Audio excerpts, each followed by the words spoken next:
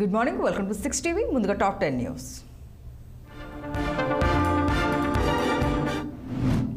ఖమ్మం జిల్లా మద్దులపల్లి వద్ద private bus బోల్తా పడింది. హైదరాబాద్ నుండి ఒరిస్సా వెళ్తున్న బస్సులో అధికంగా యాపిల్స్ లోడ్ చేయడంతో అదుపు తప్పి బోల్తా పడింది. ఆ సమయంలో బస్సులో 50 మంది ప్రయాణికులు ఉండగా ముగ్గురికి తీవ్ర గాయాలయ్యాయి. ఘటనా స్థలానికి చేరుకున్న పోలీసులు క్షతగాత్రులను హాస్పిటల్కు తరలించారు.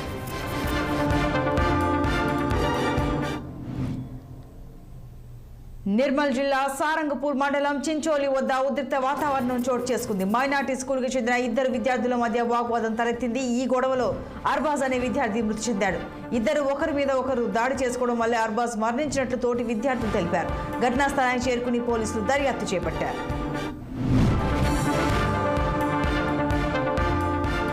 నిర్మల్ జిల్లాలో విషాదం చోటు చేసుకుంది. కొండాపూర్లో ఫ్లెక్సీలు కడుతున్న 3 యువకులు విద్యుత్ షాక్ గురయ్యారు. ఈ ప్రమాదంలో ఒకరు అక్కడికక్కడే మృతి చెందగా మరో 2 తీవ్రంగా గాయపడ్డారు. అంబులెన్స్ సహాయంతో క్షతగాత్రులను హాస్పిటల్ తరలించారు. అయితే ఒకరి పరిస్థితి విషమంగా ఉందని వైద్యులు తెలిపారు. ఘటనపై కేసు నమోదు చేసుకున్న పోలీసులు దర్యాప్తు చేపట్టారు.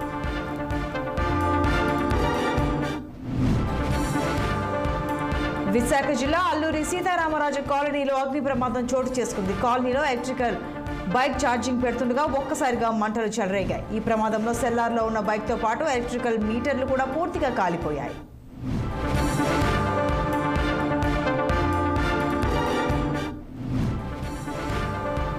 సీఎం రేవంత్ రెడ్డిని మాజీ మంత్రి ఎమ్మెల్సీ పట్నం మహేందర్ రెడ్డి సతీమణి సునీత మహేందర్ రెడ్డి కలిశారు. ఆయన నివాసంలో మర్యాదపూర్వకంగా కలిశారు.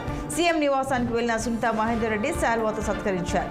ఈ నేపథ్యంలో ఆమె త్వరలో కాంగ్రెస్ పార్టీలో చేరేందుకు రంగం సిద్ధమైనట్లు తెలుస్తోంది. హస్తం గుటికి చేరేందుకు అంతా రెడీ చేసుకున్నారని టాక్ వినిపిస్తోంది.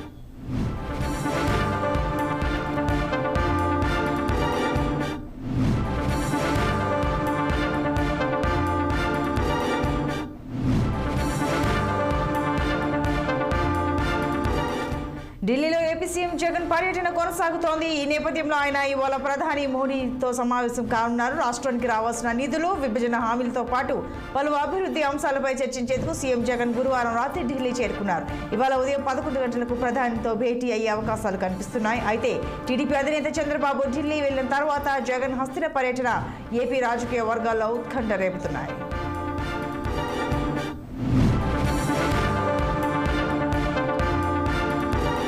రాజ్యసభ ఎన్నికలకు నోటిఫికేషన్ విడుదలైంది. తెలంగాణలోని 3 రాజ్యసభ స్థానాల ఎన్నికలకు నోటిఫికేషన్ రిలీజ్ అయింది.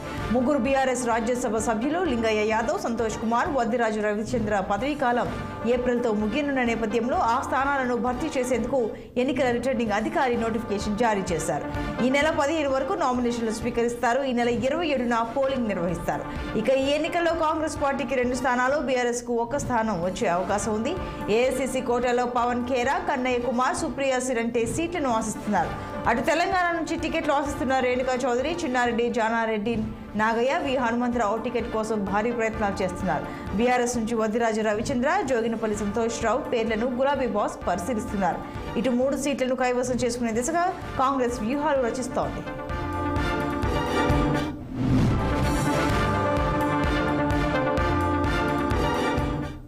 మేడిగడ్డ కుంగిపోవడానికి 5 కారణాలను నివేదికలో విజిలెన్స్ అధికారులు వెల్లడించారు. క్రాక్స్ బ్లాక్స్ నెంబర్ 7, పియర్ 16 నుండి 21 వరకు ర్యాప్డ్ సపోర్టింగ్ మెటీరియల్ కొట్టుకుపోయినట్లు తెలిపారు. 5 సార్లు వరద వచ్చినా మెటీరియల్ తీసివేయలేదని నివేదికలో పేర్కొన్నారు. 2020 మే 18న మేడిగడ్డ డ్యామేజ్ అయిందని నివేదిక స్పష్టం చేసింది. ఇరిగేషన్ అధికారులు, ఏజెన్సీ వైఫల్యాలతోనే మేడిగడ్డ కుంగుబాటుకు గురైందని వెల్లడించారు. ఇక ఏజెన్సీ కుమ్మక్కు అయినట్టు విజిలెన్స్ అభిప్రాయపడింది.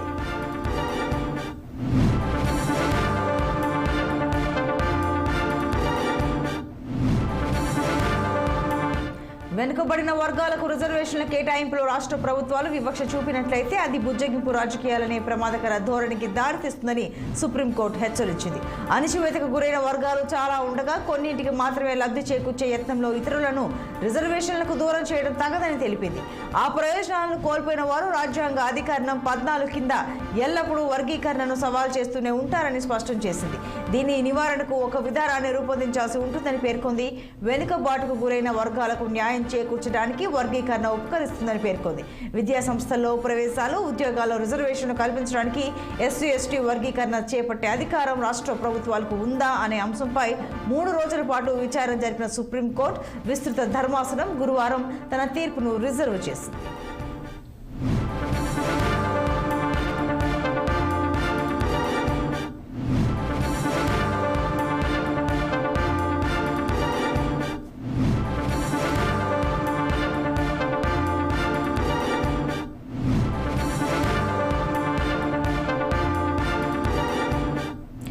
మెదక్ జిల్లా నర్సాపూర్లో కళ్ళు దుకాణంలో ఓ యువకుడు హల్చల్ చేశాడు. తాగిన మైకంలో కత్తితో తనకు తానే పొడుచుకుని గాయపరుచుకున్నాడు. కుటుంబ సభ్యులకు సమాచారం ఇవ్వడంతో నర్సాపూర్ ఏరియా హాస్పిటల్ తరలించి చికిత్స అందిస్తున్నారు.